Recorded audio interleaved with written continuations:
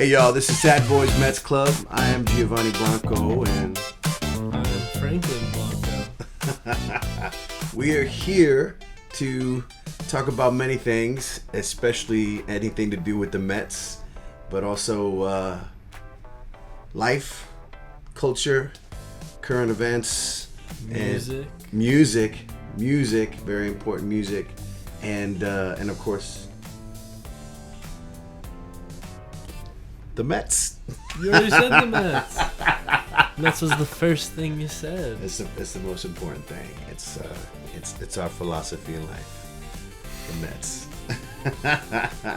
All right, let's just start talking right away. I mean, Okay.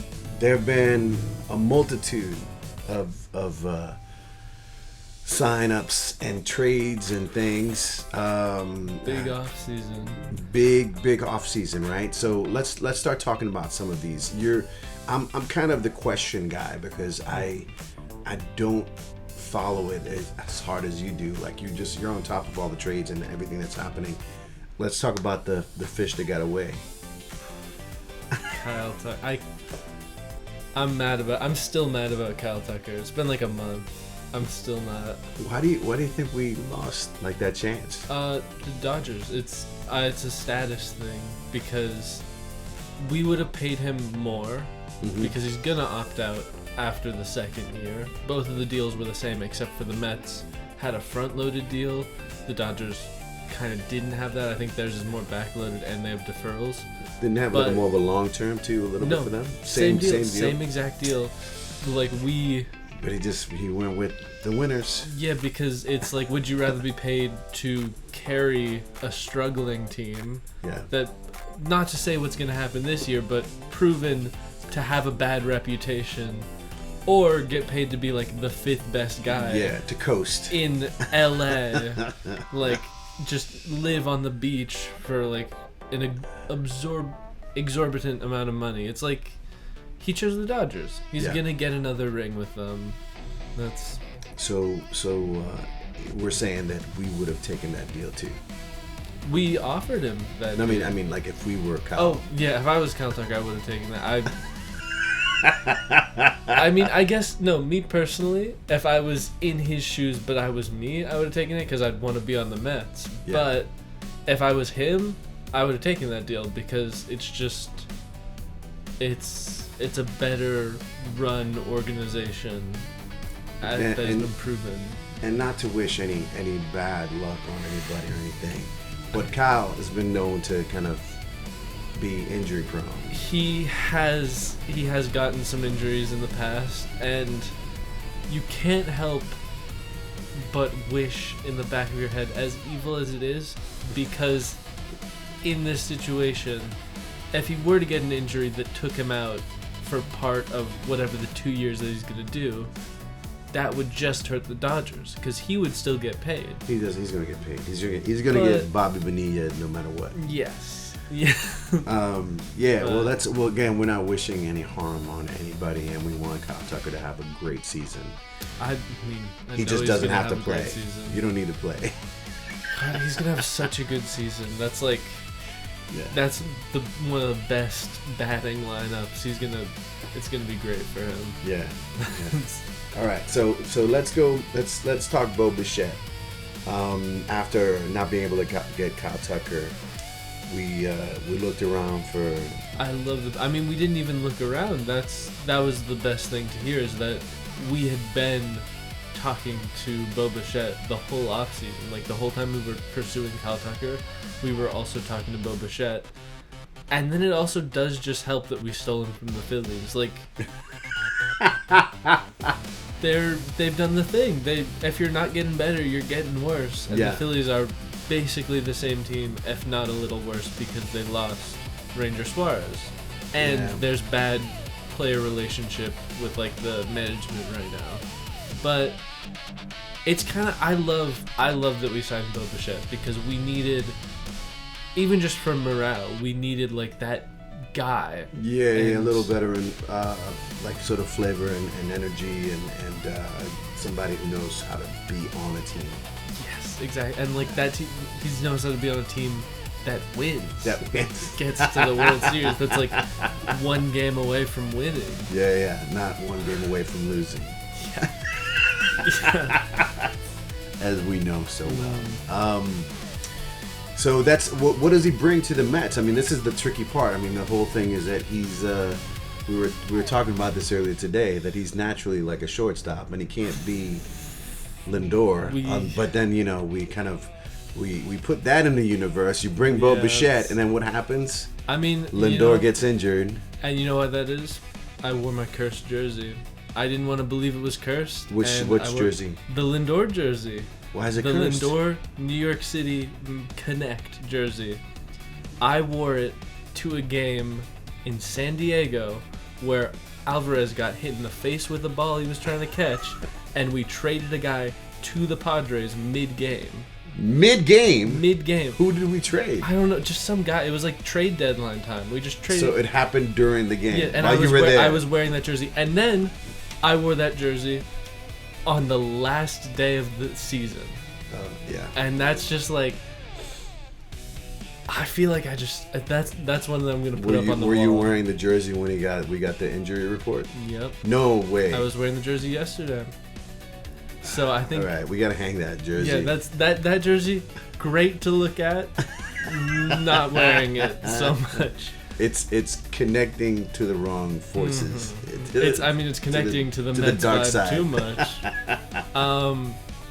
I am worried. I'm worried about the Lindor thing, but I think that going back to what you said about what Bo Bichette brings to the team, he hits for contact. He's a hitter, and that is what we needed. You sent me an Instagram reel, like a day or two ago, of a Mets comeback in like the 9th inning. Yeah, that crazy one that was like 7 runs, and that happened because there was like one home run in that, and just hit after hit, and that's what we've been lacking. We've had so many our team last year was great at hitting these random home runs, and a lot of doesn't walk-off lead, ones too. But that doesn't lead to wins normally. No, we did hit a lot of walk-off home runs, but that was one of our biggest issues was we would hit these home runs, and that would be the only thing. That would be like the only time a guy got on base. But it's still. Last year felt good because there was a lot of rallying. We a lot of coming from behind. Shockingly, not as much as you would think. I think it used to be a thing that happened more, and then when it happened last year, you would be like, "That's the Mets. They do their thing." Mm-hmm. But if you look at the numbers, I don't remember off the top of my head, but it was definitely a lot less for us making comebacks because we didn't have that consistent hitting that a guy like Bo Bichette is going to bring us. That's where I'm at. I still don't want him to play shortstop, even in spring training. From your mouth to Mr. Mets ears. God, it's just like he needs to learn third base. I would prefer if he didn't field at all. That's just me because he's so bad defensively, and like right now we have Brett Beatty, who's a great third baseman. We have Ronnie Mauricio as well, who's like right there, and we don't really have a designated hitter as it stands. Yeah, a good hitter. Because someone that could be just perfect for that position, which he seems to be. Exactly. He's like a solely. No, I mean I think guy. that's I think that ideally, right, not having any sort of managerial experience in baseball. Ideally is that he's put in that position, the DH position, but he's filling in for Lindor. You know what I mean? So he's basically playing shortstop once every 10 games, to give Lindor a break, but also if Lindor gets injured. That is because I do think you know what I mean. But make him the DH. Make him the DH. Don't let him field. But put him there. He's that's his position, right? That's what he knows. And pray for the best. But welcome Bo Bichette to the Mets. Yes. Also, what you said about having him take over for Lindor, every 10 games, just every once in a while, give Lindor a break. I think that could be good because I feel like we've seen that Lindor loves to play and he will play no matter what, and sometimes that's to the detriment of the team because he'll be injured and he's playing as hard as he can because he wants us to win, when it would be more beneficial for the long run if he took that rest day. Mm-hmm. So I could definitely see that being a good option, as like having Bichette be able to play shortstop. Yeah. But I am still firmly in the camp where he should be DH, main most of the time. Let's move on. So what were the other pickups that we can talk about? Freddie Peralta. That's the Freddie Peralta. Freddie Peralta makes us a contention team. Like, where is he in the number one? He's our number one. He's gonna be our opening day starter if everything goes well in spring training. Really? Wow. Because other than him, it's Nolan McLean, and the only other world I can see is our two like wild card guys, Sean Manaea and Kodai Senga. If they have crazy good spring training, maybe there are some, but it's like that's kind of, they have very high ceilings. You don't feel like there might be, there isn't anybody else on the market or anything like that can pop up at the last minute? On the market for us to get, I've been seeing, I do actually have a list, not on me, it's on my computer, but I do remember Chris Bassett is somebody who could be for the Mets because he's probably the biggest pitcher who hasn't signed. He was with the Blue Jays and he had like a solid year. Blue Jay. Yeah. I mean, we're gonna just be Blue Jays, Brewers, Yankees, and I can't really complain. No. But he had like a solid year pitching and then a really good playoff run. And he's still out on the market. I think he's still holding out. The Mets haven't been mentioned for him. And we do probably want to get a left-handed guy. And I believe Chris Bassett is right-handed because if you look at our rotation, we're heavy on the right. I mean, rotation fine. Bullpen is like rough. We have like 3 guys. But I think maybe some of the guys we invited to spring training might help us out there. I'm pretty sure there's a couple left-handed guys. But if we're talking hypotheticals, I've seen talks about Adrian Morejon, who's a Padre, and he's a bullpen guy, but he throws really hard and he's left-handed. I believe he throws really hard. Okay. And that is that's the kind of thing that I think we really, if we want to be rounding out this team, I think I would say, obviously, as it has been like the whole season, starter, bullpen guy, and then I want another guy. I could give you my list. The 4 things that I want for this team, which aren't going to happen. Okay, wait. The list of 4 things that Frankie wants for this team. Just 4 things. 4 things before opening day. And I'll add a 5th as a little bonus. Okay. Starting off, because we were talking about it, bullpen guy. We need left-handed pitching, as I've said. Left-handed pitching, and we need somebody to throw hard. None of our guys right now, I mean, they're all solid. Some of them throw a little slower, but we need to replace what we lost. Exactly. We need that 99 to 100. Like, we need that speed because we don't really have that right now. We need a reason to bust out the trumpets again. Exactly. And no offense to Devin Williams and Luke Weaver, who I think are going to be great for us. They don't have the trumpets. They don't have it. They don't have the flash or the heat. Really.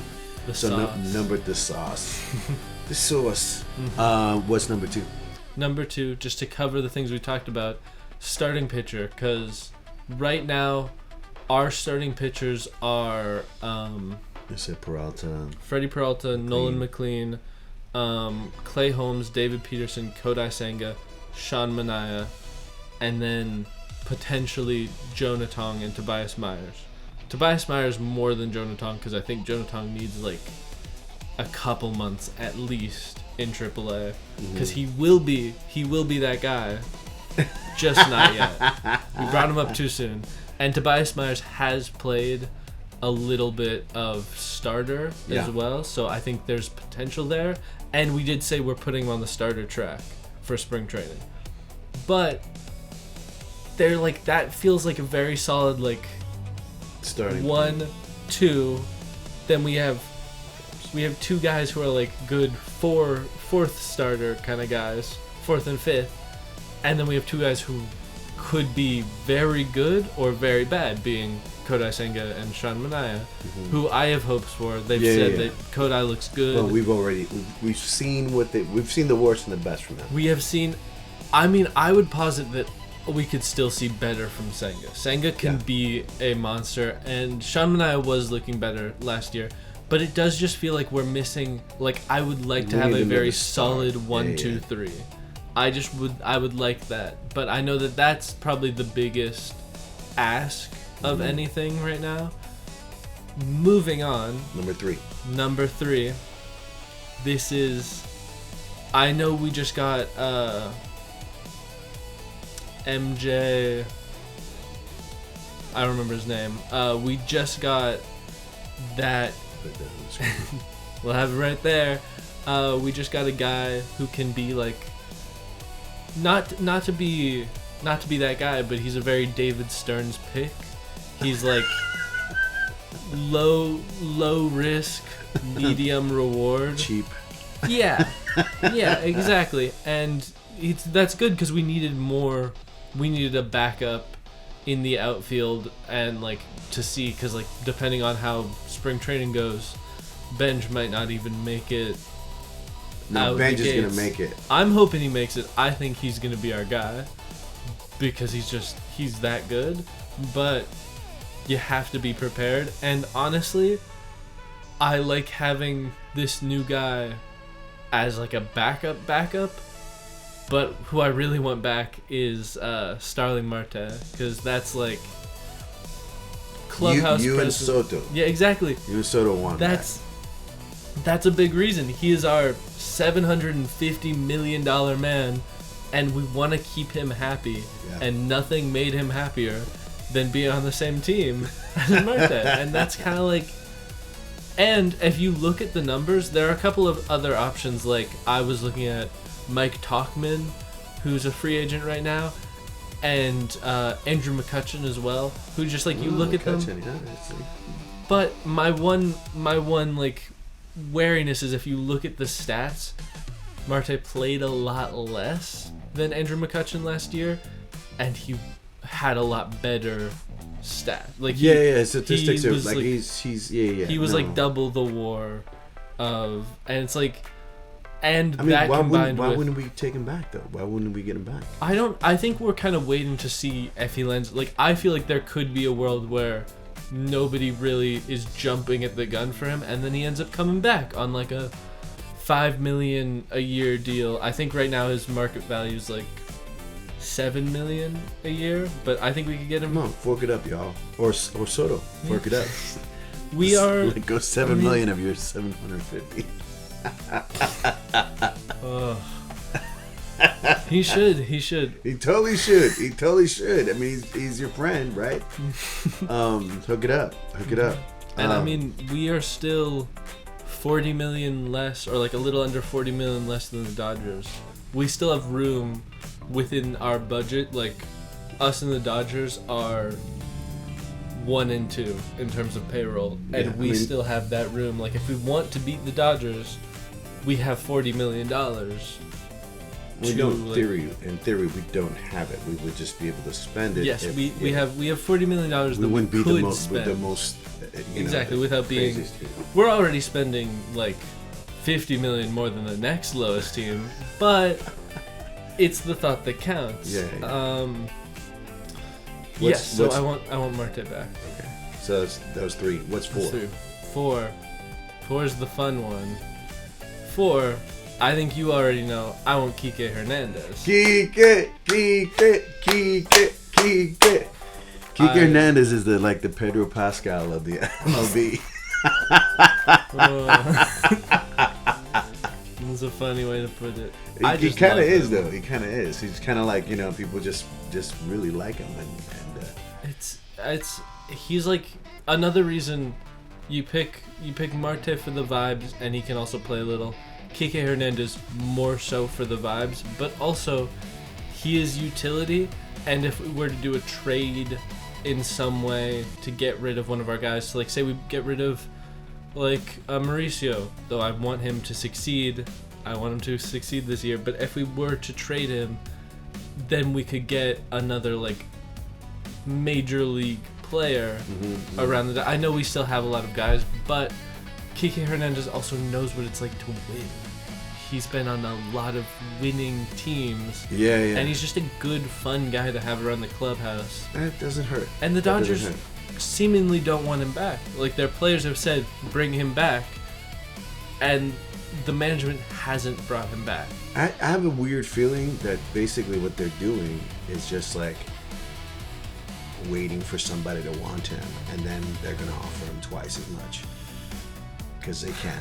That might just be like a power move. They're going to pull that move. They're going to be like, oh, so the Mets want you? We'll give you twice as much and come with us. And we'll look like silly dummies again. But but hopefully that won't be the case. I'm gonna stay positive. It would be great to get Kike. I feel like he's one of those. I feel like he's in the same situation as Starling Marte and Andrew McCutchen, where their teams just haven't said that they want them back. Like, there's a couple of players who are just meant for a team, and the team has moved on from them. And I feel like we could definitely snag some guys. I mean, obviously one of those is our team has moved on from a guy, and now I'm the fan saying bring him back. Bring Marte back. But I feel like there's potential there to scoop up a guy who's solid, good clubhouse vibes for not that much, because like their market has kind of died down. Those are my four guys. If you'd asked me a couple weeks ago, I would have wildly different answers, like Framber Valdez, Eugenio Suarez, but the off season's moved on, so that's where I'm at right now. Obviously, though, if we went into the main season like this, I wouldn't be that upset. We have a lot of potential. We just need more proven guys. My ask is a very simple one. Just win the World Series. That's all I'm asking. Just make it all the way and win and take us back to 86. I hate to break it to you. Yeah, there's not enough cocaine in the world to get that back. I mean, that $40 million. Let's get us that cocaine.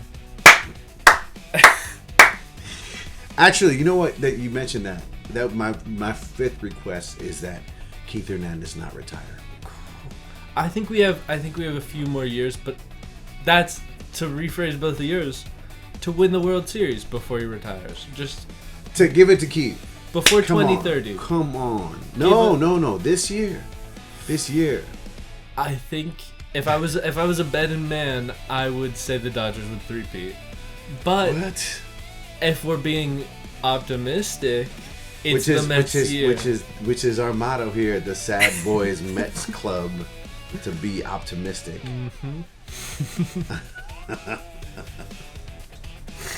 Contrary to the name. All right, let's talk about the World Baseball Classic real quick. So the World Baseball Classic happening very soon. I think the 3 locations, right? There. 4 locations. Okay. I think. All right. Yeah. So it's Tokyo. I believe. Yeah. It's.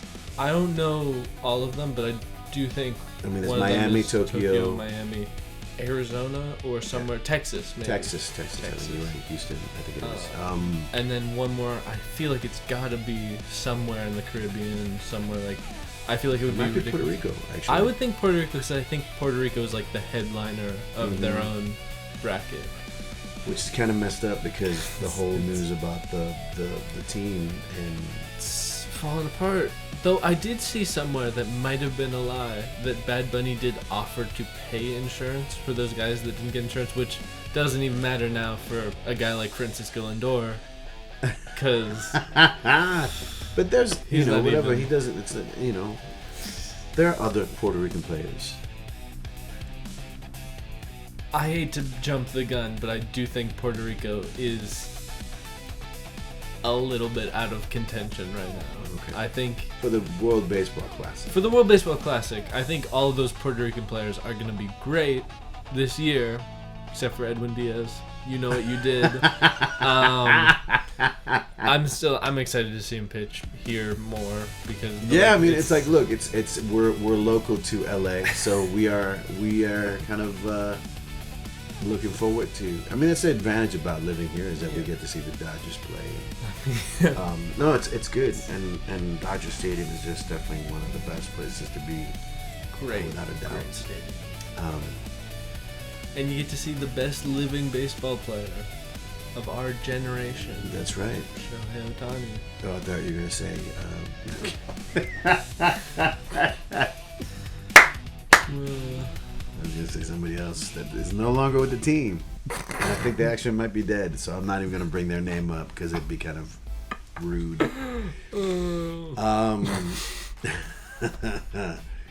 But let's talk Bad Bunny. Let's step out of the MLB for a second and talk about how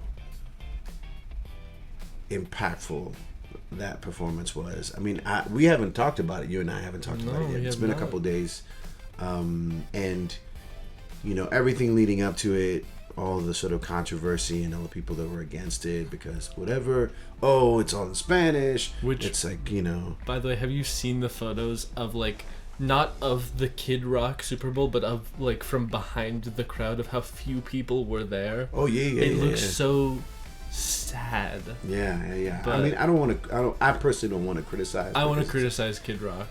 He's Kid Rock is not.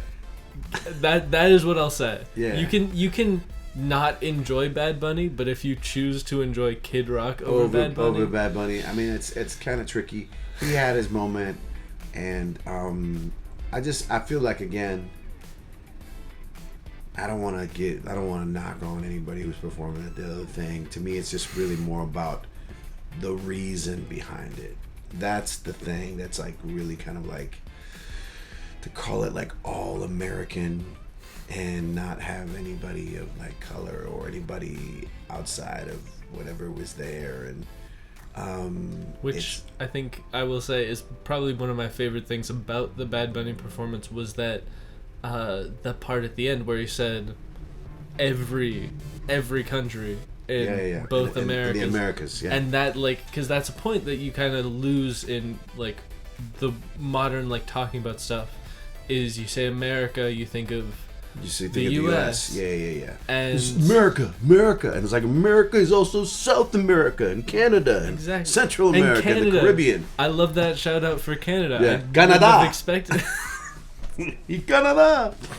It's so funny. I saw a meme of this girl who is from Canada, and she's started saying all names of places from Canada with a Puerto Rican accent. She's like Ontario. Toronto. She's loving it. She's Canada. But seriously, here's the thing. Here's a crazy thing. It's for me, I know you've been a fan of Bad Bunny, and I mean, we're Dominican heritage. You've definitely been exposed to Bad Bunny. I've seen Bad Bunny since the second he came out. I know people in this Latin music industry. And people have always said, "Oh, this guy, whatever." And your family. And my family's always been hardcore. They're super huge fans. I've never been a big fan of reggaeton, just me personally, just because I've always thought that it was it has its place. But for me, I kind of changed my tune with this last album because I felt like he completely he kind of achieved a certain level of success. I mean, the highest possible. And then instead of repeating himself, he recorded something where he paid tribute to all the greats before him in a way that he still maintained his own artist personality and his integrity, but still paid tribute. And that's what I feel like was manifested in the performance, where he did so many nods to all these things that I personally grew up with growing up in Dominican Republic and in New York and all this stuff. So it's like, to me, it's like it was all these like. It's funny because I was thinking about this the other day. Sorry to go on a tangent. People say the word trigger, it always has like a negative connotation, right? But you can get triggered for like these good memories. You can also get triggered by like these good memories. Like it was just so much like, oh my gosh, this is so like instant joy, instant like love, instant like emotion, and it was just, it's crazy because it's strange to me that people said, it's the worst, halftime show. I feel like even if you didn't like the music, the sort of outline of everything that happened, it was the most cinematic, the best storytelling of any other halftime show. Like you can hate his music, but what he did laid out like. I mean, he fell through a roof. That's commitment. I like he just brushed himself off and he walked out. Speaking, you did that. I'm thinking about those shoulders. That outfit. I know we're talking about the music, but on a tangent, I love his style so much. Yeah. And I love that he brought that to the Super Bowl. And I will also say, another tangent. You were talking about he's paying tribute to all these people. He started playing a little bit of Gasolina, and that there was a little nod to Tego Calderon. I think there was like maybe even a J Balvin or Don Omar there nod. Must have been. But did you know that Daddy Yankee is an actual priest now? Daddy Yankee is Father Yankee. I felt like I had to share that. Padre Yankee. Exactly. Like that's. I had to share he's always that. That's been crazy. Daddy. Yeah, so but now like, he's father. Now he's official. I guess. But yeah. Oh, also, you did say that you got on board with this last album. This last album, I mean, it really kind of blew me away because I feel like there was something, just exactly what happened with the halftime show. It felt like an album, like in this idea of album, the concept of album, you're telling a story, like overall, these sort of like each song being a chapter. That album is just excellent through and through, and it's like I have friends who are like, I can't believe that. I'm like, you gotta listen to this record. I mean, it's like, I stand by it, but again, I feel like even that, it's not even like. That halftime show was just so culturally significant. I mean, right off the bat, he starts with the phrase "Hoy se bebe," and that's such a Dominican thing to say. Basically, when you say "Hoy se bebe," you're setting it off. It's like we are here, and this is what we're gonna do. We're gonna this is gonna be the jam. We're gonna party. This is gonna be explosive, and it's just like. And then it's like in a sugarcane field, you know what I mean? And it's like that was people. Oh, and the actual. Yes, that's the craziest thing. There were people in there. Soylent Green, it's people. They were. Yes. Also, I don't know if you knew this. That intro bit, like the video before it actually went to the Super Bowl. That was filmed in the Dominican Republic. That was he didn't make it on a set or anything. Like he went there and they filmed it, and I thought that was that's beautiful. I love how it was just also like, the title card was in Spanish. It was just like, el show de medio tiempo, blah blah, Super Bowl, and it said its full name. It didn't say Bad Bunny. It gave its like 4 names and stuff. I was just like, oh man, this is cool. And it was just cool too. I just feel like also that the music tends to be very it's sensual, it's sexual in nature, and for some reason it never seems personal. It just always seems sort of like this sort of like confrontation kind of thing, but it never feels like deep, I just feel like that performance, just him like walking towards the camera and then just going through all the things. It was just like the piragua, the feel, the guys playing domino, taco stand, the women doing their nails and all this, like all the crazy like neighborhoody things that I grew up watching as a kid or seeing and whatever, and it was just cool. I mean, like I know that the casita thing, the like the little house parties, that was like the whole theme of his shows that he was doing in Puerto Rico. Your aunt and Uncle Amari and Dorca just went to go see it in Puerto Rico, and they said it was like the most amazing thing. It was a party, it's like see all those celebrities there, all the people, whatever, Cardi B and Pedro Pascal, Jessica Alba. Yeah, that's what I was gonna say. That's like, I mean, the funniest thing was I was in a trance watching it, so I didn't process that all those people were back there. No, it took me a second time to kind of... But like I saw people back there and I was like, I wonder what's going on with those people. And then afterwards I saw like everybody was like, Jessica Alba was there, and I was like... But yeah. I like... Who looks... She's like hasn't aged in 20 years. It was just like, that's why I didn't know. It was just she looks straight out of Fantastic Four. Or Sin City. What else happened in the thing? The whole wedding thing. I don't know if you heard the story that basically this couple, the California couple, they had planned their wedding and whatever, and they had a few invitations left, and their first dance song was going to be a Bad Bunny song. So they invited Bad Bunny. So they just said, let's send an invite to his people, and they responded. They said, look, Bad Bunny's not going to be able to go to your wedding, but if it's okay, can we jump on a Zoom? We'd like to talk to you. And they're like, okay.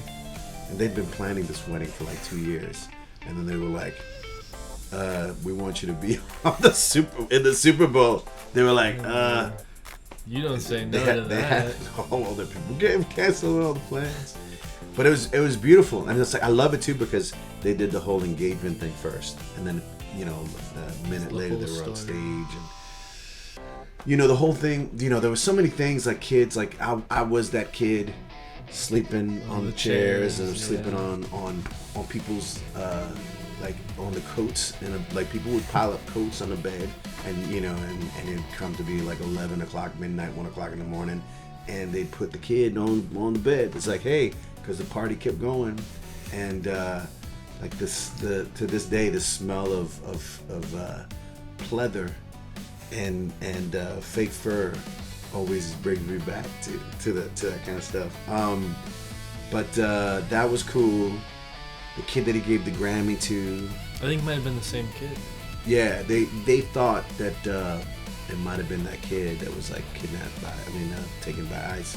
I've been hearing stuff. It's not the same kid, but the sort of like the timing and the look, exactly, the symbolism of it. What else? Lady Gaga. Oh my God, Lady Gaga. By the way, my favorite new dance move now. She hit that. She was salsaing for her life. She was out of her depth. Her life depended on it. Which, by the way, I'm also like, there were a lot of speculations on who the guest would be. I'm half convinced Bad Bunny just likes Lady Gaga and wanted to dance with her because he looked so happy. He did. And you know what? There was a moment in the Grammys. I don't know if you saw that when he won. She was like in tears. I didn't see that. I've only seen like him. Oh, when he won, he was in tears, and she went up to him, and she was just like, whatever. So it's like, it was kind of like, I don't know if they were already in the planning. Sure. I mean, they were already in the planning. They must have been, right? I mean, because like that was a week ago. It must have been. But still, it's like that is. It's still beautiful. It's still beautiful. It's still also another thing about. To go on a different tangent, I think a good song can be remixed and changed in many ways, and it's still a good song. Like that, to hear that song, which is probably one of my favorite songs of last year. Like I will say, Heartbreak, because somebody was missing from that song who would have been wonderful. It would have been. It's asking for too much. That would have been perfect. But yeah. You know, who know, but it also gave her the chance to kind of shine by herself too. So it was I do feel like it's normally when I see that song, I'm like seeing him. So yeah, and it's to me it almost sounds, I don't know, it sounds like a Bruno Mars song. So it's always think it's like he was there in spirit. He was there. It's his song. I mean, I believe it's his song. But to hear it in salsa, man, that was just and straight up like real salsa, like full on orchestra. It was great. It was great, and you know, things like I'll get emotional if I talk about this, because a moment that he was just like, when he's just like, I got here because I believed in myself, and I said I was worthy. He said it in Spanish, and then he said, "You're worthy too. Don't you forget it. You're more worthy than you." He said, "You're more worthy than you think." And I was just like, "Whoa, man! Come on, man!" Kid Rock ain't telling me that I'm worthy. He ain't saying I'm worthy, or like he's saying I'm worthy. It's just that sort of representation, man. It's like, say representation matters. It's like so important to show these things, to see these things, to you know. And people say, "Oh, the whole thing was in Spanish," and it's like, who gives a fuck? It's like, which, by the way, most viewership any Super Bowl has the most, ever. the most. Like, so what does that tell you? far.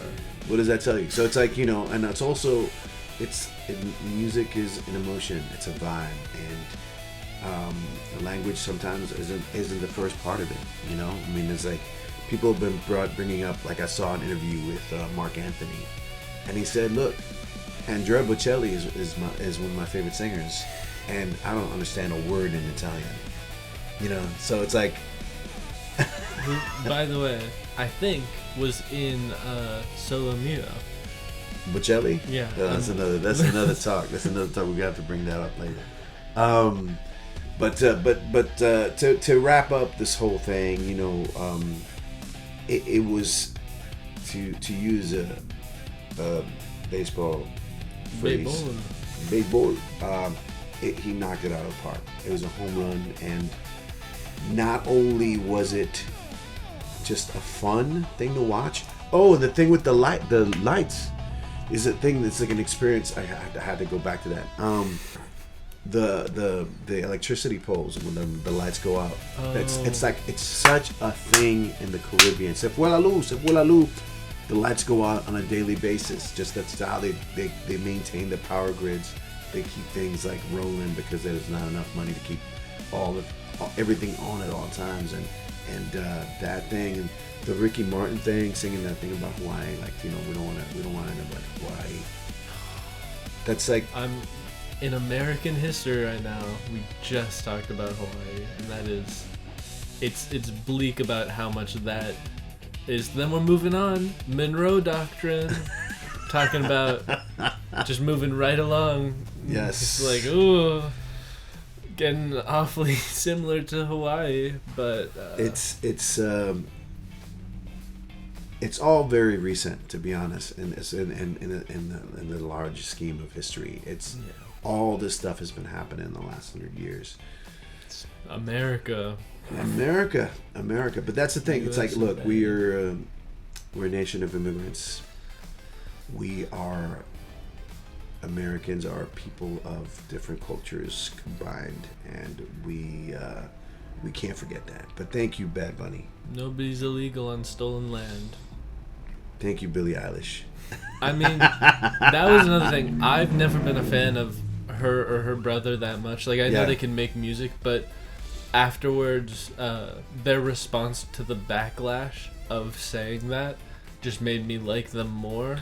Oh, how they would just give up everything. They were just like, we don't care. It's like, this is important. Like, that's great, because that's what you need. You need the people of privilege, to actually the rich white people, to be saying, like, yes, I do care, and this is, like, I stand for this, and that's awesome. Like, you gotta love that. Yeah. So. Oh, back to baseball, another thing that is on my mind right now. I would like to see which of the Dodgers go to the White House, because Carlos Mendoza, disappointingly, is saying he will go back because World Series winners go to the White House. And they went last year, all of them, I believe, except for Freddie Freeman because he was injured. And then one, I think I took a screenshot, which, by the way, I don't know this player at all, but he's now my favorite Dodger because he officially dodged. No, yeah, he stayed home. He is, by the way, like, he's not a citizen. He stayed home, and on his Instagram story, he posted, "In my brown house," with a photo of him smiling. We'll put it up on the screen. Like, that is, and like that. These are like my new favorite Dodger. Yeah, that's yeah, incredible. Yeah. So I'm another just thing, political baseball. I would like to see it be, I think a lot of the times it's happened where enough players wouldn't want to go, specifically in the Trump era, enough players wouldn't want to go where Trump gets offended and it gets canceled. Yeah. I want to see that this time because I'm upset because the Dodgers, one of their biggest things is, like, the Dodgers wouldn't be a thing without immigrants, specifically, like, Latino immigrants. Like, it's where in LA, it doesn't run without the Mexicans. Mm-hmm. And it's like, and it would be crazy to go again. Like, I cannot. Yeah. I mean, there's a lot of controversy there. There's a lot of history too. You know, sort of the Chavez Ravine and that whole thing. So it's like it wouldn't be something new. Yeah. You know, and people like to say, like, the same thing as they say for music, like, don't mix the politics with what you enjoy or the fun stuff. Though. And it's like, but it is different. It is when you're talking about people's lives and you're talking about what's been happening, and I've always, and it's been all related. Like I said, you're exactly. talking about the immigrant, experience and what's going on in this country. And I've always been of the stance that it doesn't, like, politics shouldn't be dividing people, but then you get to a point where now it's not politics about, like, how we're spending money. It's about, which is another thing where I think it's getting to the point in other places, but right now there are people being murdered and put in camps illegally, and that is a matter that's not, like, politics. That's a matter of, like, your morals and who that is. Like, and yeah.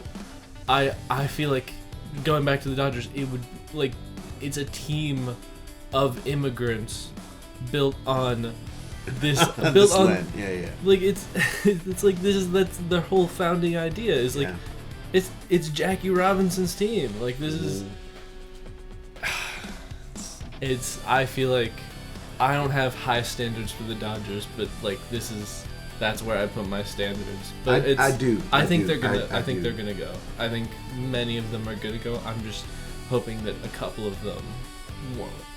Yeah, we'll see what happens, and we'll be reporting. All right, let's just end this on a lighter note. This is the first thing that we've done, right? So we're just kind of experimenting. We're having fun. Seeing how it feels. We want to talk about several things in these episodes. Bring up things on the regular. We want to talk about, like, our favorite old school player of the week. We want to talk about walk-on music. You know, like. Speaking of Bad Bunny, that's like. Like, we'll talk about, like, what's our favorite walk-on music of the week or player, and also we can talk about, like, what we would suggest for a player. Like, if we have a player in mind, if they're lacking right now. Like, like, for example, what was Bo Bichette's walk-on music? Do you know? I do not know. Okay. So we had, like, let's give him a couple of choices for next week. He needs something good though. if he's gonna be our, like, guy who's getting all the hits, he needs a good walk-up song. Yeah. I mean, let's work on that. And other things we'd like to do also, like, talk about movies and actual albums and music and stuff like that. And, so looking forward to that. And this is Sad Boys Mets Club. And maybe we should talk about the title itself, Sad Boys Mets Club. I've been a Mets fan since the late 70s, and to be specific, we were Yankees fans in my house.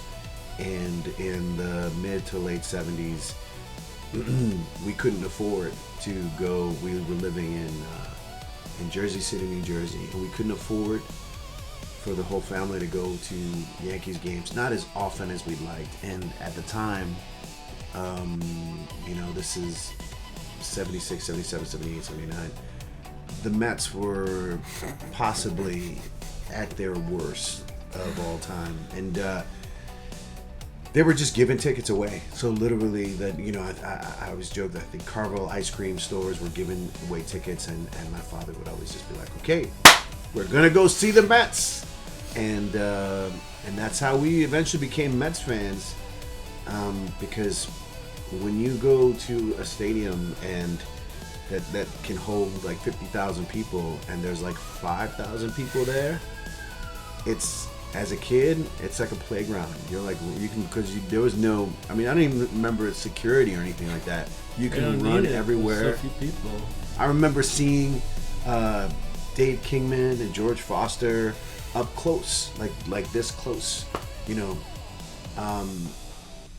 It was crazy. It's crazy, but it kind of cemented that, and of course, going into holding on as a fan and learning that loss is a part of life, but you keep on going, and then I have the 1986 happen, and the 85 too, which was kind of a fun year as a fan, and then all the craziness after is just like, and to be able to pass that on to Frankie, to kind of thanks.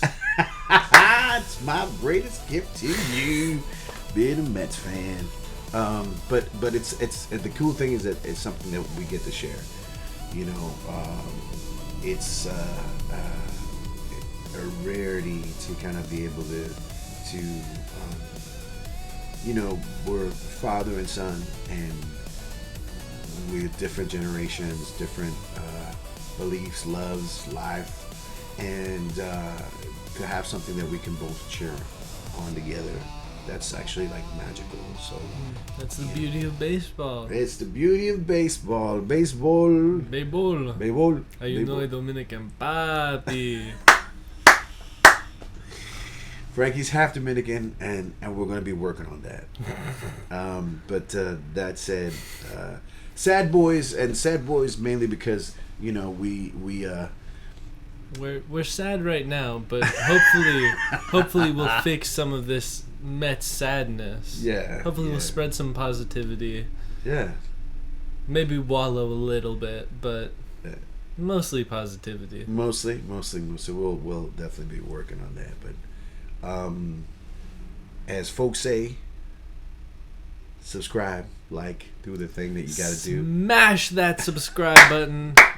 Hit the bell. And turn your notifications on. Yes, get yourself a Sad Boys Mets Club t-shirt.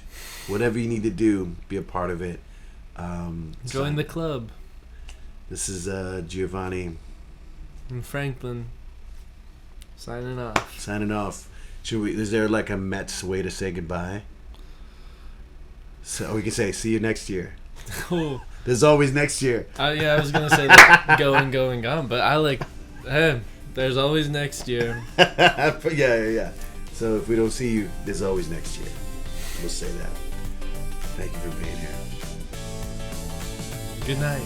I gotta have the last word. Dang it.